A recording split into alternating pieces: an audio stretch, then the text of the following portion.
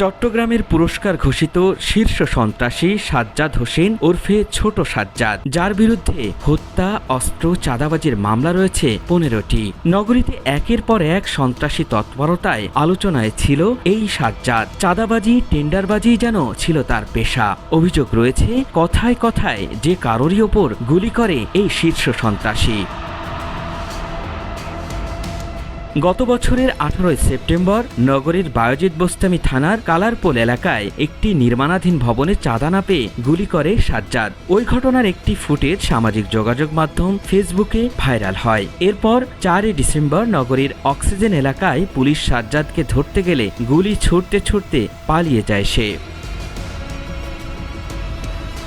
এর আগে ফেসবুক লাইভে এসে চট্টগ্রাম নগরীর বায়েজিদ বোস্তামি থানার ওসিকে নগ্ন করে পেটানোর হুমকি দিয়ে ব্যাপক আলোচনায় আসে সাজ্জাদ। সেই লাইভে সাজ্জাদ বলে, ওসি আরিফ দেশের যেখানেই থাকুক না কেন তাকে আমি ধরে ন্যাংটা করে পেটাবো। সাজ্জাদের এমন অধ্যত্বপূর্ণ আচরণ যেন সিনেমার ভিলেনকেও হার মানায়।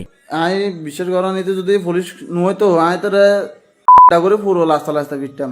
গেল বছরের 17 জুলাই অস্ত্রসহ ছোট সাজ্জাদকে গ্রেপ্তার করে চান্দগাঁও থানা পুলিশ, কিন্তু পরের মাসেই সে জামিনে বেরিয়ে আসে। একই বছরের 5 আগস্ট রাজনৈতিক পট পরিবর্তনের পর সাজ্জাদের বেপরোয়া কর্মকাণ্ডে আতঙ্ক ছড়িয়ে পড়ে গোটা চট্টগ্রামে।